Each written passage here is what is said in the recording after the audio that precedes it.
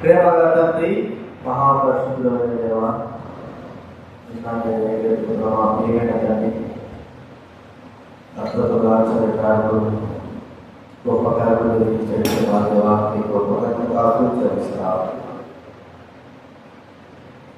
ఈ జూన్ మాసం శనివారం దినంలో ఉపవాస ప్రార్థన కలిసి రావచ్చు.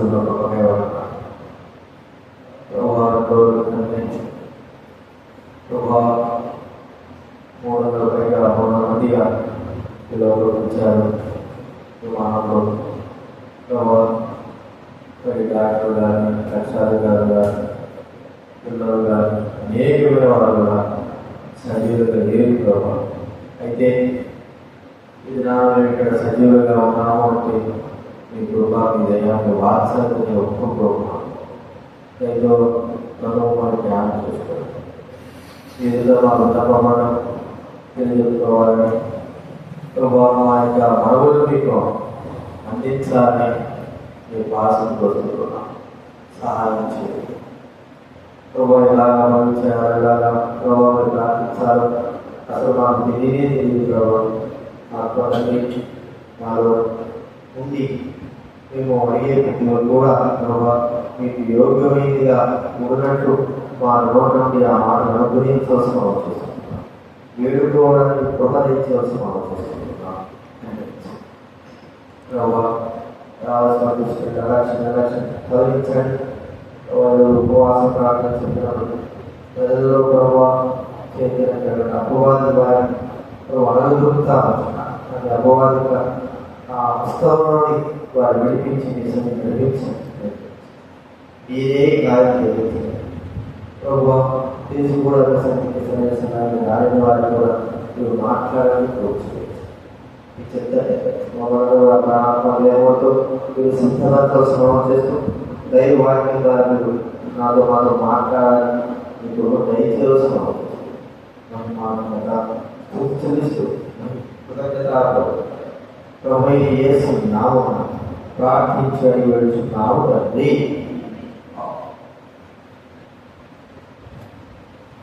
దేవుని వాక్యంలో కూడా మనం చూసుకున్నాము. ఉపవాస ప్రార్థనతో కీర్తన గ్రంథము 86.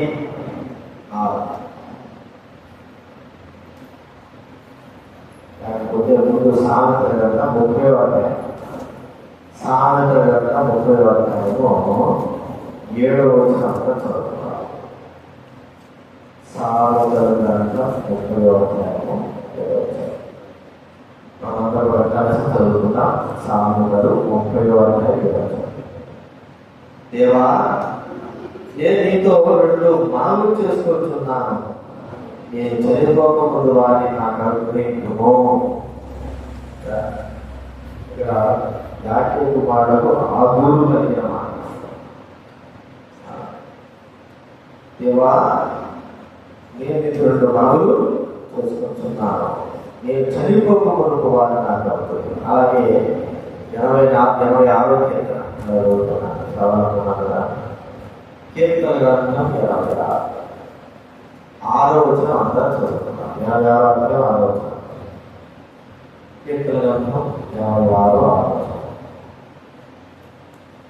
యెహోవా, నా ప్రార్థనకు చెవియొగ్గుము, నా మనవుల ధ్వని ఆలకింపుము. మనం చదువుకున్నాం.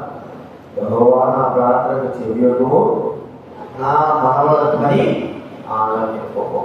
మనవి నిర్ణయించుకోవడం, ప్రార్థించడం, మనం నిర్ణయించుకోవడం, ప్రార్థించడం అని మనం చూస్తూ ఉంటున్నాం.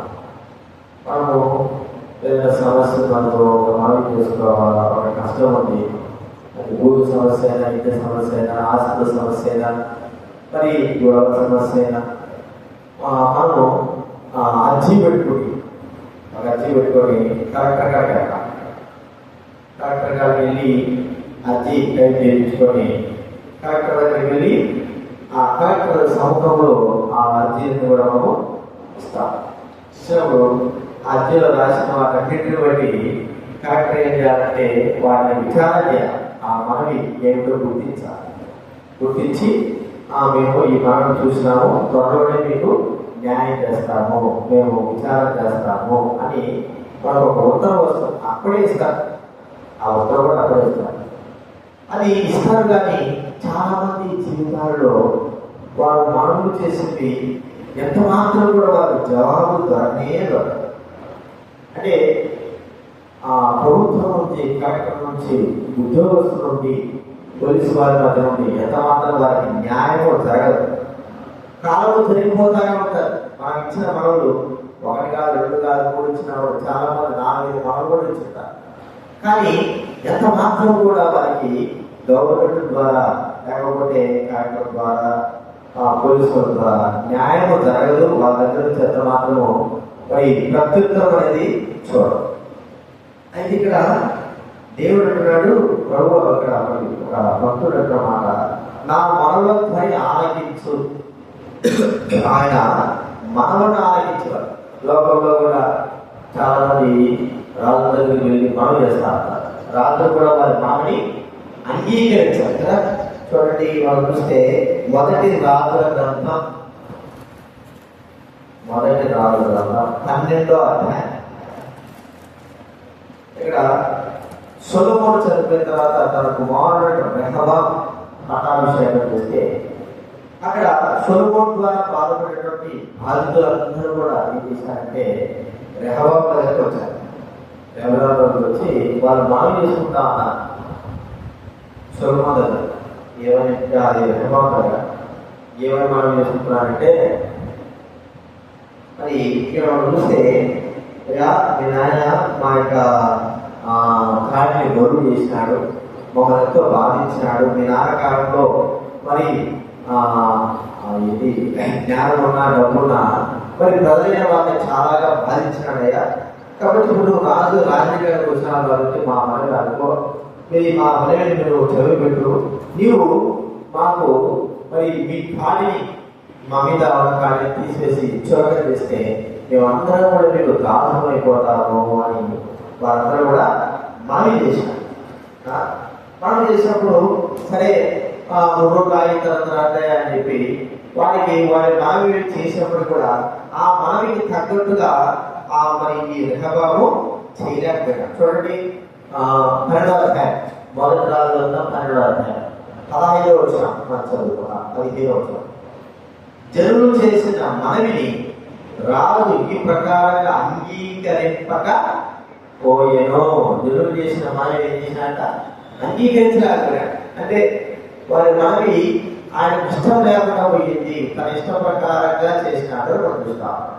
కూడా మనం దేవుడి దగ్గరికి వస్తున్నాం. మరి 2 మనవులు చేసుకున్నామా, 3 మనవులు చేసుకున్నా, 10 మనవులు చేసుకున్నా, 100 మనవులు చేసినా కూడా ఆ ప్రభువైన దేవుడు ఆలకించేవాడు. మనవిని మరి తోసివేయక, లేకపోతే తీసుకున్నట్టుగా తీసుకొని వాటిని చూసినట్టుగా పక్కన పెట్టినట్టుగా కాకోకుండా, చేసిన మనవిని అంగీకరించగా రెహబాములే కాకోకుండా ఆ ప్రభువైన దేవుడు ఆ మనవిని అంగీకరించి మనవికి జవాబిచ్చేవాడుగా మనం చూస్తాం. అందుకే మనం దేవుడి సన్నిధిలో వెళ్ళిన తర్వాత మొట్టమొదటిగా మనం చేయాల్సిన మనవులు కొన్నిసార్లు ఆయన సన్నిధికి వెళ్తాం. వెళ్ళిన తర్వాత అంటే రాజు కానీ అధికారులకు వెళ్ళిన తర్వాత మనం ఏదో చెప్పాలనుకుంటాం, 1-2 చెప్పేస్తాము, తర్వాత మర్చిపోతాం. అసలైన మళ్ళా ముందుకొచ్చి మళ్ళా మరి వాటిని చెప్పాలని మనము ఆశపడతాం. అయితే ఉన్నప్పుడే ఆ మనవన్నింటినీ విన్నవించుకోలేకపోతాం, మర్చిపోతాం. మన ప్రభువైన దేవుడు తన దగ్గరకు వచ్చినటువంటి ప్రతి మనవికి ఆయన జవాబిచ్చేవాడుగా ఉన్నాడు.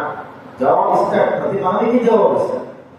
అది చిన్నది కానీ, 1 కానీ, 2 కానీ, 100 కానీ, 200 కానీ, 1000 కానీ, ఎన్ని మనవులు ఆయన దగ్గరికి ప్రజల ద్వారా వస్తుందో అన్ని మనవులకి ఆయన జవాబిచ్చేవాడుగా ఉన్నాడు. అయితే మనం మనవి చేసే విధానం గుర్తించుకుంటే పట్టుపట్టగా మనము మన కొరకు ప్రభు దగ్గర మనం చేసుకోవాలి. ఎవరి కొరకు కాదు, వారి కొరకు వీరి కొరకు చేయడం చాలా ప్రాముఖ్యమే. కానీ ఈ దినాల్లో, ఈ కాలంలో మరి విశ్వాసులు కూడా మరి పెడదారి పెట్టేటువంటి ఈ కాలంలో మొట్టమొదటిగా మన కొరకే మనం మనవి చేయవలసిన వారంగా ఉంటున్నాం అని మనం గుర్తుంచుకోవాలి. మన నిమిత్తమే మనమాట. ఏమని మనవి చూడండి, యెషయా 2వ రాజు గ్రంథం 22వ అధ్యాయం, 2వ రాజు గ్రంథం 22వ అధ్యాయం, 22వ అధ్యాయము 19వ వచనం దయచేసి చదవండి. ఇశ్రాయేలు దేవుడైన యెహోవా సెలవిచ్చింది ఏమనగా, ఈ స్థలం పాడవనియు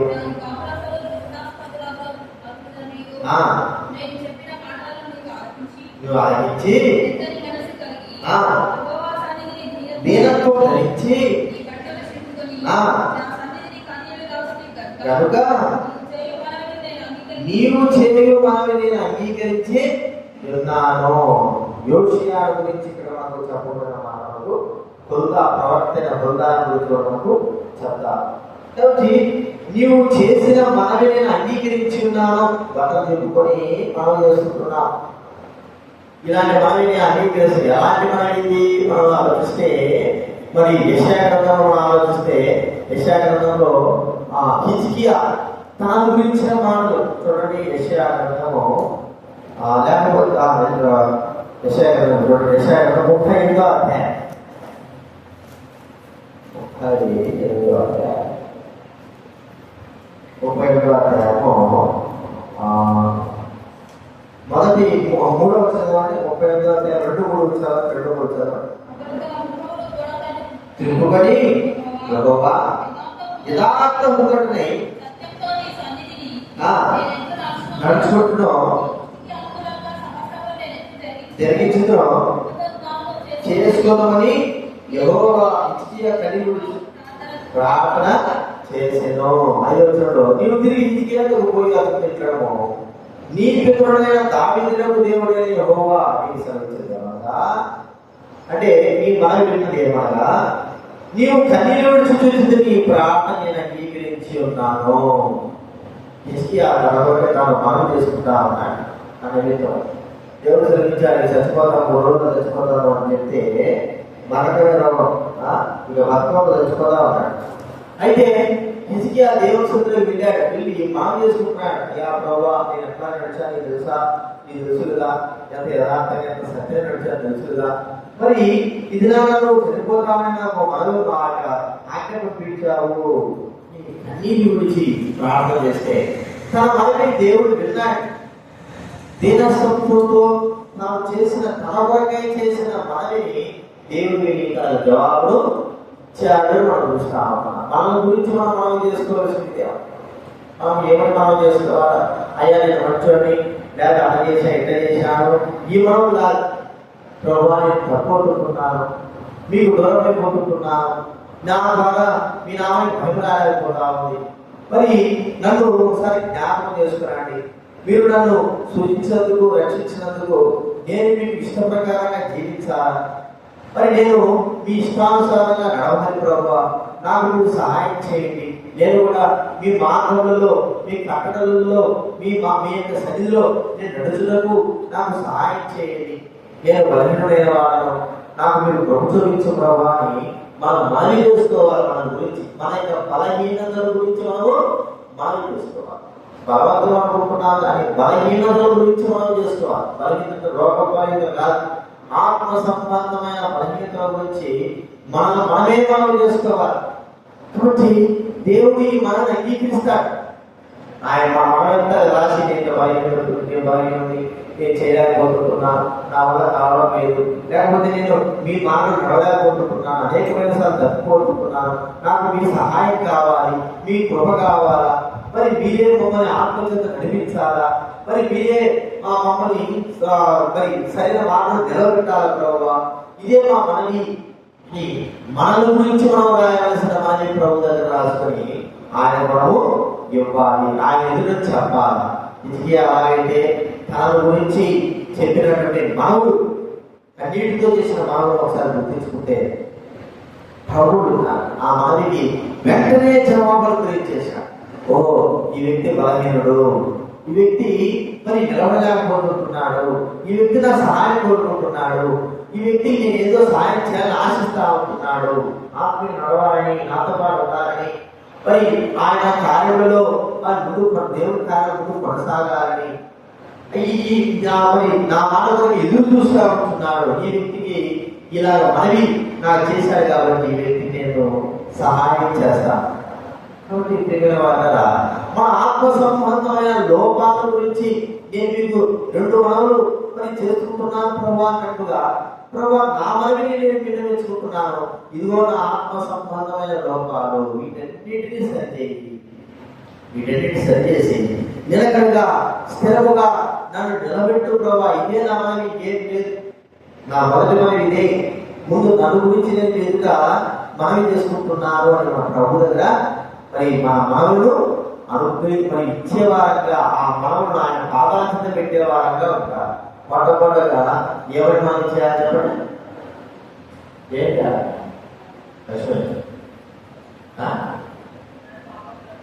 మన యొక్క ఆత్మ సంబంధమైన లోపాల గురించి మనకు తెలుసు కాబట్టి వాటన్నిటిని ప్రభుత్వం పెట్టుకొని ప్రభుత్వ లోపాలు సరి ప్రవాహము ప్రార్థించాలి. ఇది మనం కూడా చూస్తున్నాం. రెండవదిగా దేవుడు మనకు అనుగ్రహించినటువంటి పిల్లల విషయమైనటువంటి మరి మనవులు చూడండి. మొదటి సమయం గ్రంథం 1వ అధ్యాయం, మొదటి సమయం గ్రంథం 1వ అధ్యాయం 17వ వచనము 27వ వచనం తర్వాత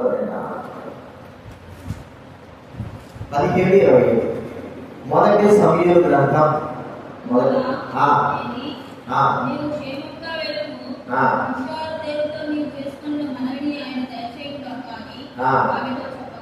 ఆమెతో యెహోవా సన్నిధిలో ఉంటే ఇశ్రాయేలు దేవుడితో నువ్వు చేసుకుని మనవి ఏం చేసుకుంటున్నావా? నేను కూడా ప్రార్థిస్తున్నారా? తనకు కుమారుడు కావాలి అంటే మనవి చేసి చూడండి. 27వ వచనం చూడండి. 27వ వచనం, చేసిన మనవిని ఆయన నాకు అనుగ్రహించాడు, అనుగ్రహించాడు. కాబట్టి ఇప్పుడు మనము బిడ్డల కోసం ఎంతో మంది మనవి చేశాడు. చాలా మంది మనవి చేస్తే ఆ మనవులు దేవుడు అంగీకరించి వారిని సాక్ష్యం చేసేసి పిల్లలను అనుగ్రహించేశాడు. అయితే అనుగ్రహింపబడినటువంటి పిల్లల విషయమై ఎటువంటి మనవిని ప్రభు సన్నిధిలో మనం పెట్టలేకపోతా ఉంటున్నా. దేవుడు ఇచ్చినటువంటి పిల్లల విషయమై మన మనవులను ఇదిగో ప్రభా నా కుమారుడు ఈ వ్యక్తి, కాబట్టి ఈ వ్యక్తిని గురించి నేను మనవి చేస్తా ఉంటున్నాను. ఏమని మనవి చేస్తున్నాము అంటే ఈ వ్యక్తి మంచోడు, చాలా చక్కగా ఉంటాడు, అందంగా ఉంటాడనే కాదు.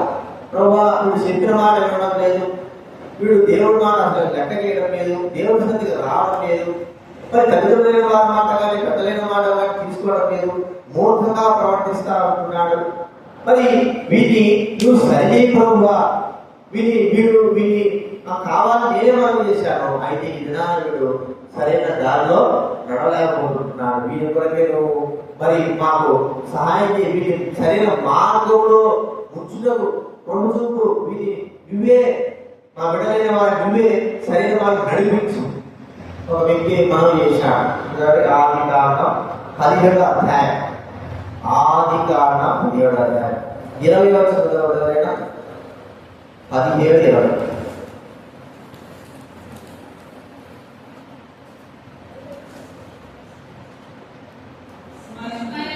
ఇష్మాయేలు గురించి నీవు చేసిన మనవిని నేను విని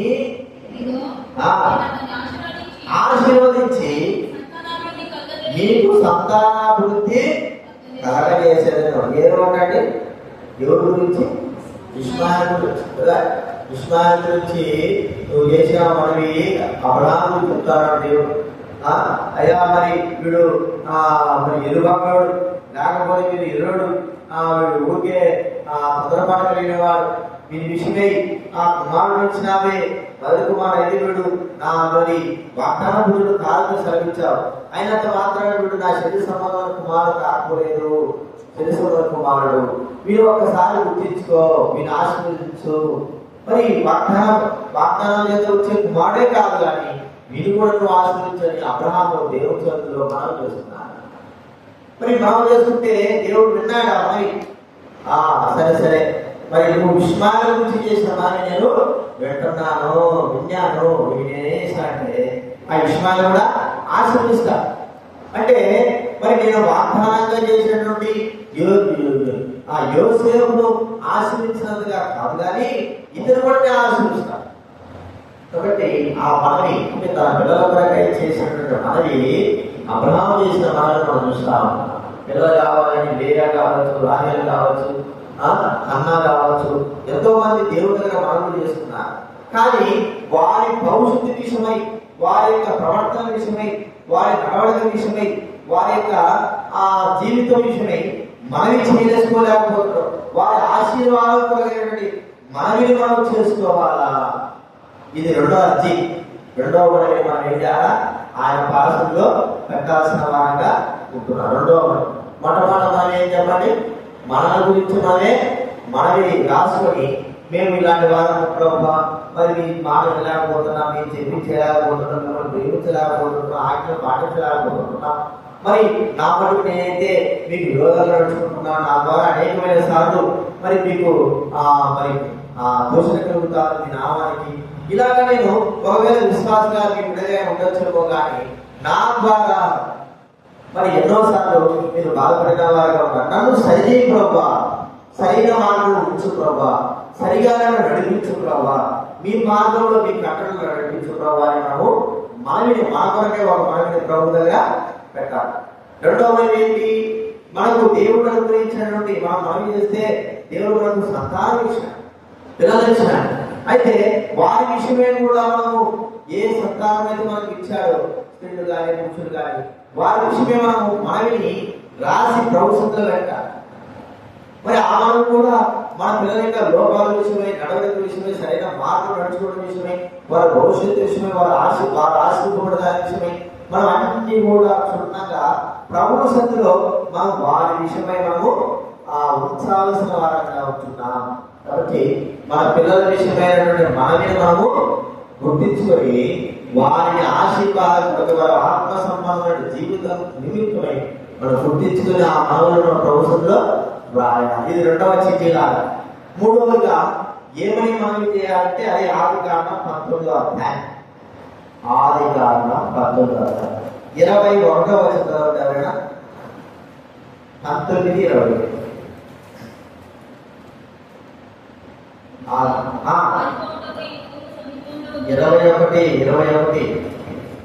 ఆదికాండం 19. ఆయన ఇదిగో నువ్వు చెప్పిన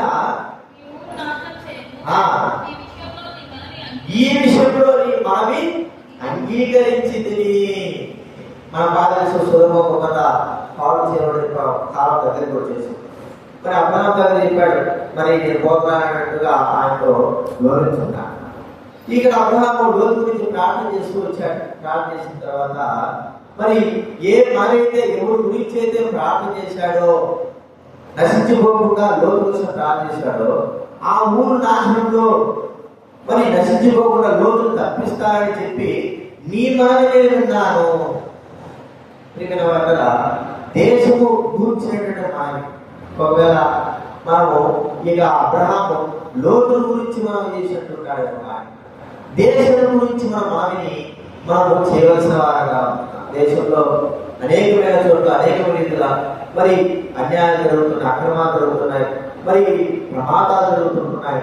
ఆ దేశము పాడు చేయబడే పరిస్థితి ఏర్పడతా ఉంది. మనం చూస్తుంటాం కానీ ఎన్నో విధాలుగా నష్టాలు, కష్టాలు, మరి కరువులు, ఇబ్బందులు, మోసాలు ఇవన్నీ జరుగుతూ ఉంటున్నాయి. దేశం కూడా మనం ప్రార్థించవలసిన వారంగా ఉంటున్నాం. చూడండి, 2వ దినవృత్తాంతాల గ్రంథం 34వ అధ్యాయం. 2వ దినవృత్తాంతాల గ్రంథం మనవి మనం చేసే మనవి దేశం కొరకైన మనవి 34వ అధ్యాయము 27వ వచనం. 2వ దినవృత్తాంతాల గ్రంథం 34:27 చదవండి. నీ మనస్సు మెత్తనిదై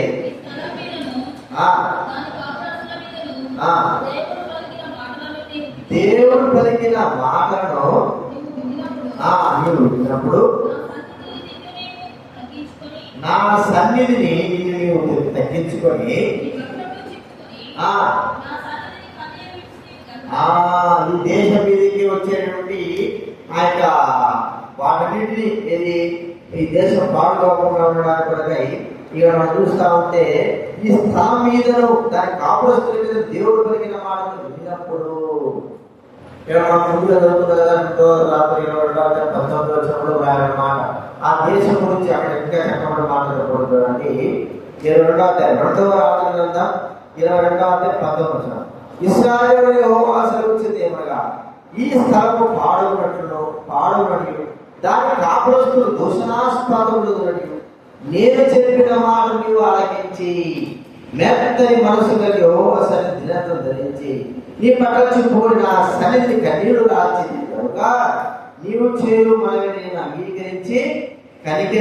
అంగీకరించి ఉన్నాను. ఈ స్థలం పాడునని దాని కాపురస్తులు దూషణాస్పదములు అనే మాట నేను చెబితే నువ్వేం చేసినావు?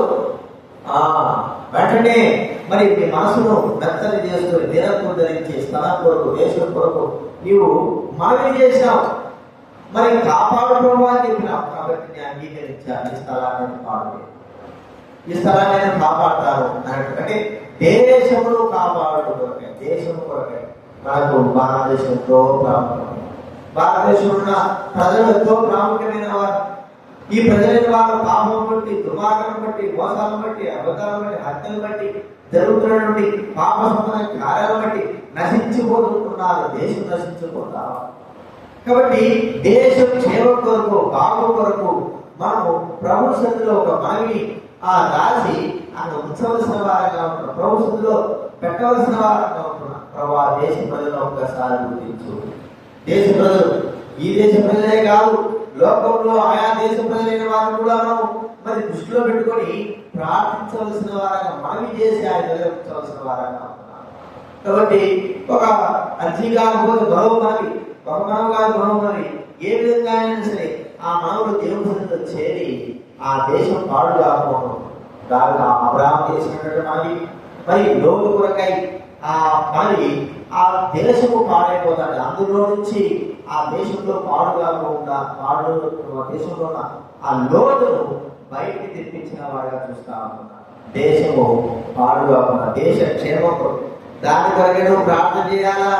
దాని క్షేమమే మీ క్షేమమునకు కారణము. చూడండి, యిర్మీయా గ్రంథం 29వ అధ్యాయం 11వ వచనం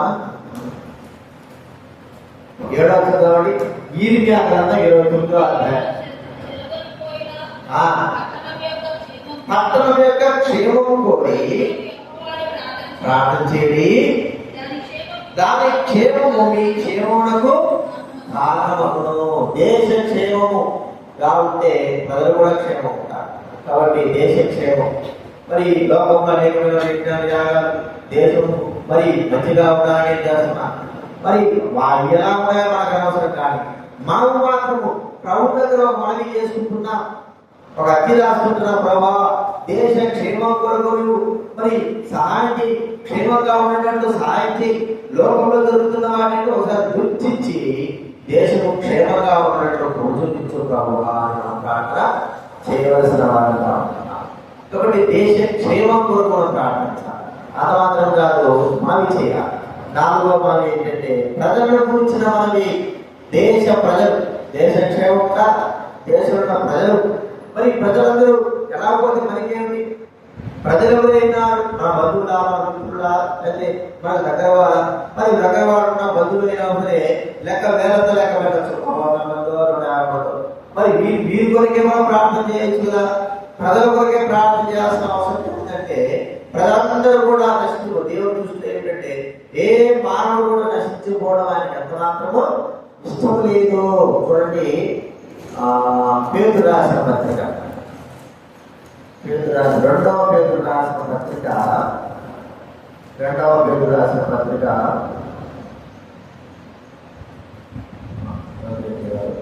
మొదటి పేతురు 3వ అధ్యాయం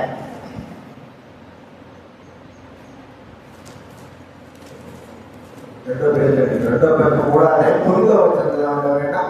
2 పేతురు 3వ అధ్యాయం. మీరు పిలవబడింది కనుక కీడుకు ప్రతి కీడునైనను. 2 పేతురు 3:9. 2 పేతురు 3:9. కొందరు ఆలస్యం తెచ్చుకున్నట్లు ఆలస్యం చేయవాడు కాదు కానీ ఎవడెవరో నశింపవాలని ఇచ్చయింపక అందరూ మారు మనసు పొందవాలని కోరుతూ, ఇది దేవుని యొక్క మనసులో ఉండేది. ప్రతి ఒక్కరు కూడా నశించుకోవడంత మాత్రం ఇష్టం. ఎవరు కూడా ఎంత దుర్మార్గుడైనా ఆయన అన్యాయంగా దూషించి అనేకమైన మాటలు మాట్లాడి సంవత్సరాల తరబడి తమ జీవితంలో మార్చుకోలేని వారు కూడా నశించుకోవడం ఆయనకి ఎంత మాత్రం ఇష్టం లేదు. చివరి వరకు కూడా వారి యొక్క శ్వాస చివరి దినం వరకు కూడా ఆయన మాట్లాడేటువంటి మారాలనేటువంటి ఆశతో ఎదురు చూసేవాడుగానే ఉంటున్నాడు. కాబట్టి ప్రతి ఒక్కరు కూడా మరి మరి రక్షింపబడ్డారు. ఆలోచిస్తే మోసే ప్రజల కొరకై మనవి చేస్తా ఉంటున్నాడు. 6 లక్షల జనాభా నశించిపోకుండా వారి కొరకై చేసిన మనవులు ఒకసారి గుర్తిస్తాం. చూడండి, సంఖ్యాకాండం 27వ అధ్యాయం. సంఖ్యాకాండము 27వ అధ్యాయం 5వ వచనంలో 27 వచనం. వారి కొరకు యెహోవా సన్నిధిని మనవి చేసినాడు. ఇక్కడ మనం చూస్తా ఉంది. ఇంకా చూస్తే ద్వితీయోపదేశకాండం 9వ అధ్యాయం 19వ వచనం. ద్వితీయోపదేశకాండము 9:19.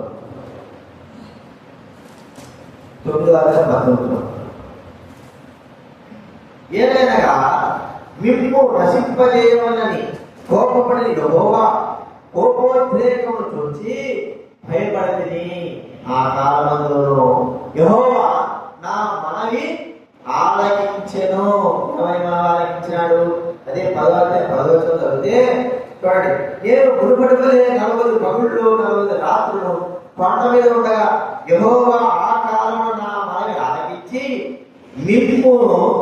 నిన్ను నశింపజేయుట మానివేసెను. ఆ కారణ ఎన్ని ఈ పరిస్థితి ఏంటి? ప్రజలు చేసిన పరిస్థితి ఘోరమైన పాపం చేశారు. ఒక దూడలు పెట్టుకొని బంగారు దూడ చేసుకొని ఆ దేవుడు చెప్పినప్పటికీ దేవుడి స్థితిలో మరి అక్కడ ఉన్నప్పటికీ సినాగోగలో ఉన్నప్పటికీ వారు ఘోరమైన దుర్మార్గ విగ్రహం బుక్ చేసుకొని వారు పూజించారు. అది చాలా ఘోరమైన. ఆ సమయంలో దేవుడు నశింపజేస్తాడని అనేకమైన సార్లు మోస చెప్తే మోస అడ్డుపడ్డాడు. మరి మోసే మనం చేస్తున్నాడు, ఓ ప్రభువా మరి వారిని రక్షించు ఆయన, మనవి ప్రజలు నశించుకోవడం ఇష్టం లేదు కదా, మరి వారు క్షమించు అని 40 పగలు 40 రాత్రులు కొండ మీద ఉండి ప్రజల కొరకే జ్ఞాపన చేసిన వాడుగా చూస్తాము. ఈ మనవి ప్రభు ప్రాధాన్యత పెట్టాడు. ప్రజల గురించి చూడడం ప్రేమైన వాళ్ళ రక్షణ లేని వారు, రక్షింపబడి దేవుడికి దూరమైన వారు, దేవుడి సన్నిధికి రాలేక ప్రజలకు దూరం అయిపోయేవారు, దేవుడికి దూరం అయిపోయేవారు, ఆత్మీయంగా ఉండాల్సిన వారు లోకంలో కలిసిపోయిన వారు మరి దేవుడి సన్నిధికి రాలేక చాలా మంది ఉంటున్నారు. వారు నశించుకోకూడదు. వారి గురించిన మనవిని మనము అజీవలే ప్రభు సన్నిధిలో పెట్టాలి. అది మన బాధ్యత. అపోస్తలుడు పౌలు అంటాడు, నా ప్రజలైన వారు నశించుకోవడం నాకు ఇష్టం లేదు. వారి కొరకే నేను నశించిపోయినా పర్వాలేదు, వారు మాత్రము రక్షింపబడాలా. ఇదే నా మనవి. మనమంటూ కూడా అదే దుర్మార్గం ఉన్నారని, మీరు చచ్చిపోతే బాగుండు, లేకపోతే పాప లోకంతో నాశనం చేశాడని మన బాగా తెలుసు. ఒక 5 మందో 6 మందో గల్లీనాలో పాకిస్తాన్లో మరి కొంతమంది చంపేశారు. అన్యాయంగా చంపేశారు. అన్యాయం. వెంటనే మనిషికి రక్తం చూస్తే ఇలా చూస్తే పాపం. వెంటనే వెళ్ళేసి ఆ ఉగ్రవాదులైన వారిని చంపేశారు. ఇంకా మరి పాకిస్తాన్ పైన ఎంతో దాడి చేశారు. నిజంగా లోకము దాడికి ప్రతి దాడి మరణానికి మరణం అనేది చెప్తుంది. కానీ దేవుని యొక్క మాట ఏం చెప్తుందంటే వారు నశించుకోవడం ఇష్టము లేదు, వారు రక్షింపబడా. మరి చంపేశారు కదా, అన్యాయంగా పిల్లల్ని పెద్దల్ని చంపేశారు కదా, వీళ్ళు అందుకు తెలుసారా? నిజమే, కాజాలను చంపేశారు. అయితే దేవుని ప్రేమ ఏం చెప్తా ఉంది? వారు క్షమింపబడాలి, వారు రక్షింపబడాలి.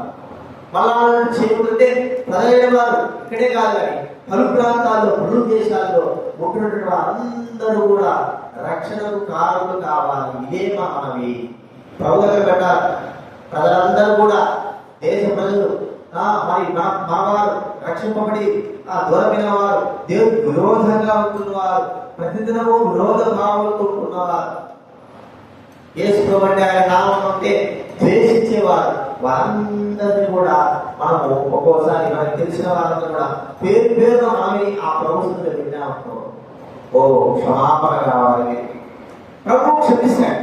సరే, మీరు చేసిన మాటలు బట్టి వారికి ఇంకా ఆయుష్ పొడిగించినట్టుగా, వారికి ఇంకా కృపాకాలం పొడిగించేవాడుగా, తెలుసుకునేటువంటి సమయాన్ని కూడా ఇచ్చేవాడు మనము చూస్తాం.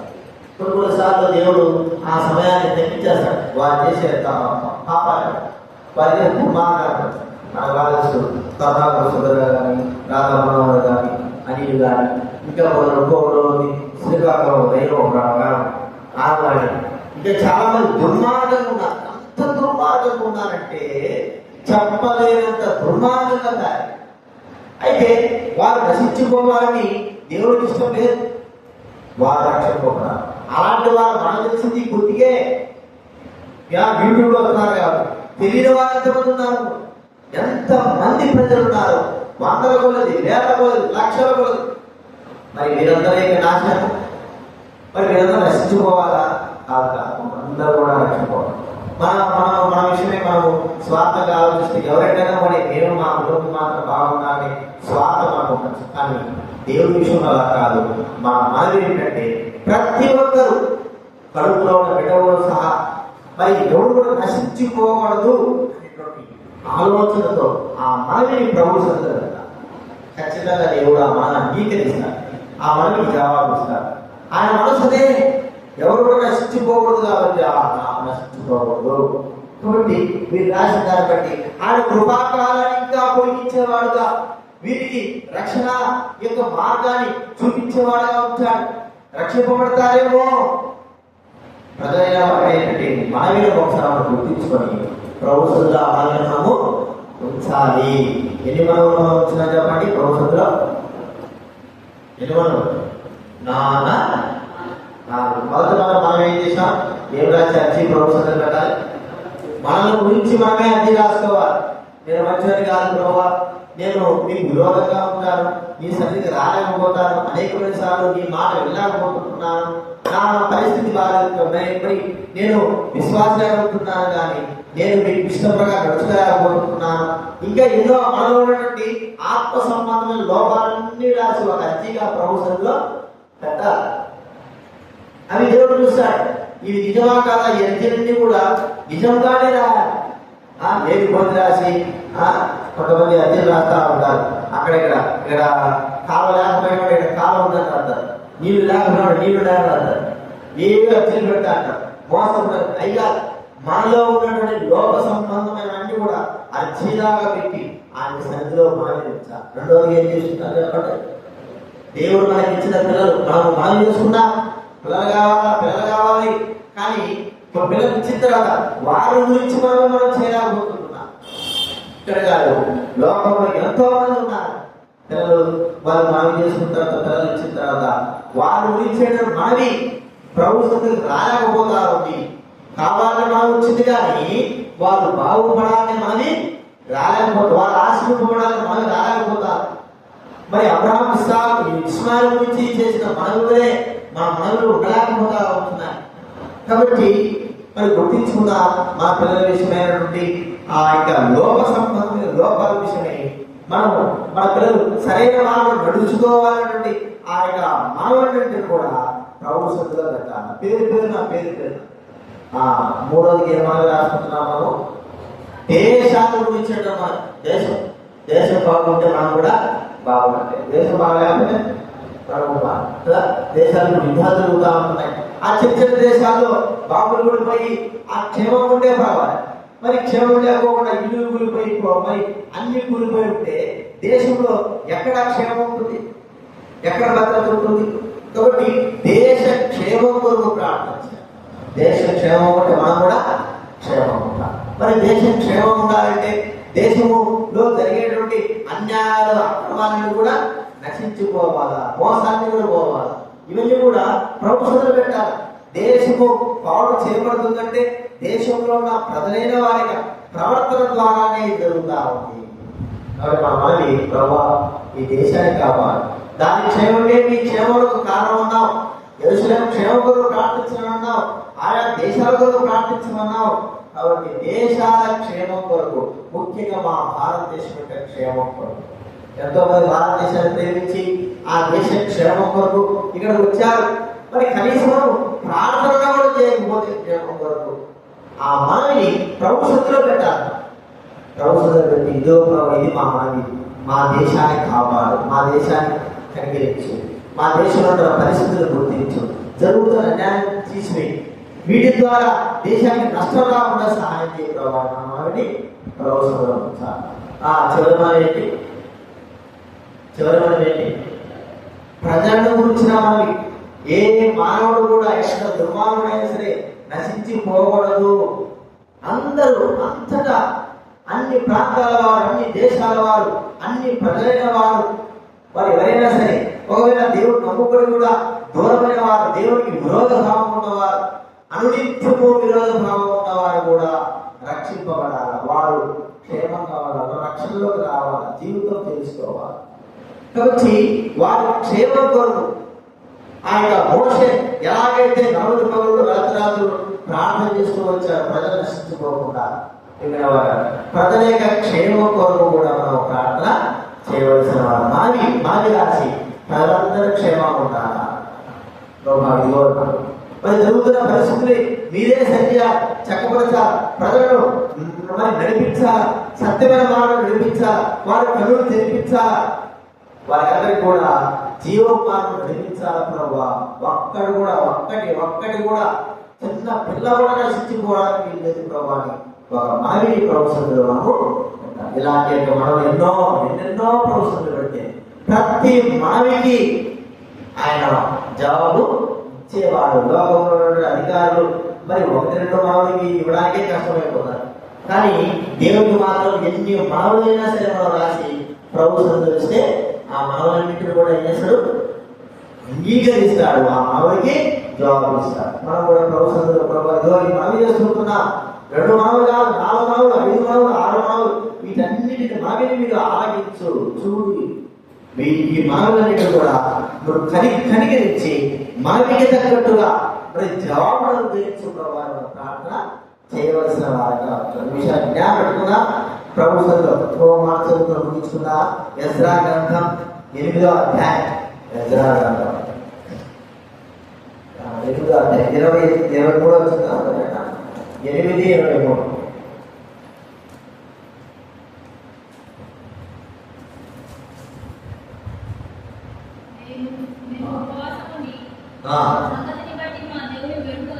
మా దేవుని వేడుకగా